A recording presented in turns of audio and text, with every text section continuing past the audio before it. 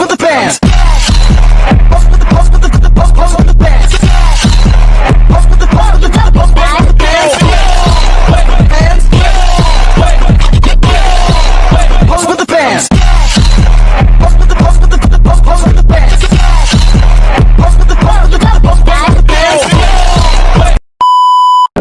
Assalamualaikum warahmatullahi wabarakatuh. Sebelumnya perkenalkan nama saya Rasain saya Edi. Di sini saya sebagai promotor pada siang hari ini. Di sini saya akan membuka pembelajaran menggunakan metode surat pendapat mengenai pencegahan demam berdarah.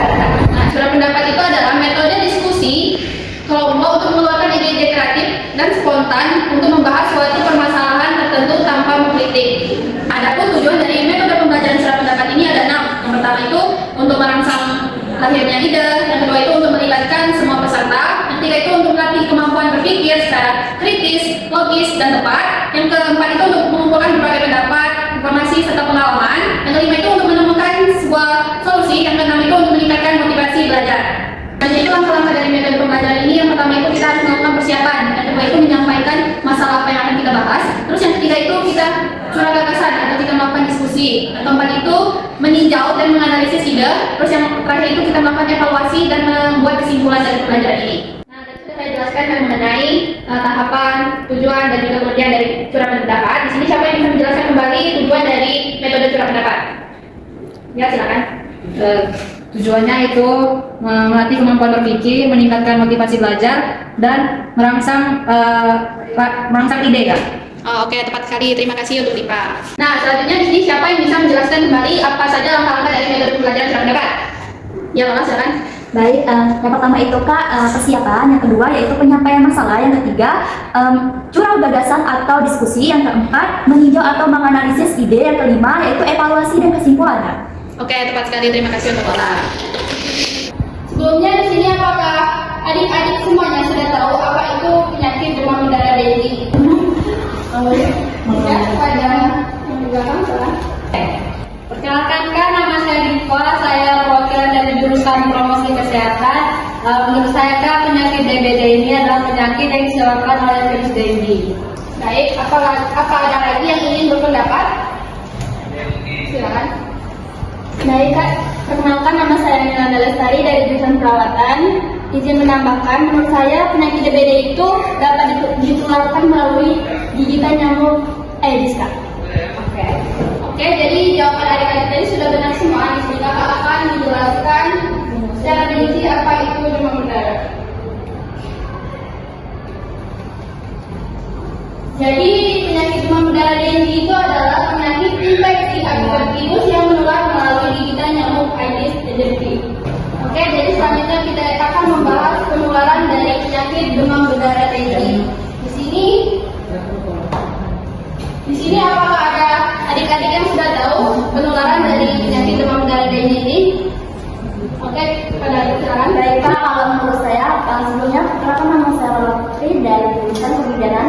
Kalau menurut saya Kak, penularan itu Kak melalui bisa aktif menggigit pada pagi hari Kak sekitar jam 8 sampai jam 10.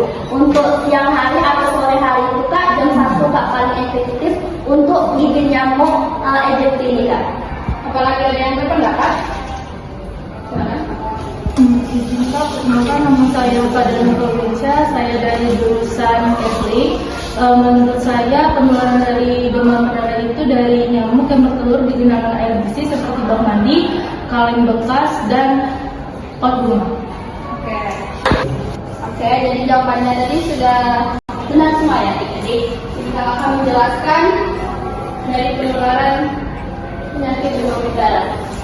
Jadi penyakit demam berdarah dengue itu menular melalui gigitan nyamuk betina Aedes aegypti pembawa virus dengue. Gejalanya itu bisa muncul 4 sampai 10 hari setelah digigit, seperti demam tinggi, sakit kepala, nyeri otot, mual, dan timbul bintik pada kulit. Oke, selanjutnya kita akan membahas gejala dari penyakit demam berdarah dengue ini. Sebelumnya, apakah adik-adik di sini sudah ada yang tahu gejala dari penyakit demam berdarah dengue ini? Gejalanya bisa berupa mual, muntah, dan lemas Kak. Kalau menurut saya Kak, gejalanya itu demam tinggi mendadak itu bisa sampai 40 derajat Celcius dan juga disabilitas di kulit. Oke, jadi jawaban adik-adik tadi sudah benar semua. Di sini kakak akan menyebutkan gejala-gejala dari penyakit demam berdarah Dengue. Yang pertama itu demam mendadak hingga mencapai suhu tubuh 39 sampai 40 derajat Celcius. Yang kedua itu demam yang mudah atau turun naik. Terus gejala lainnya itu bisa berupa lemas, sakit kepala, nyeri otot dan sendi, juga nyeri belakang mata, mual, muntah, dan demam pada kulit. Oke, selanjutnya kita akan membahas pencegahan dari penyakit demam berdarah Dengue. Di sini apakah kalian sudah tahu apa saja pencegahan dari penyakit demam berdarah Dengue ini? Silakan. Menurut saya kan pencegahan DBD itu bisa dilakukan dengan 3M+, yaitu 3M itu menguras, menutup, dan mendaur ulang.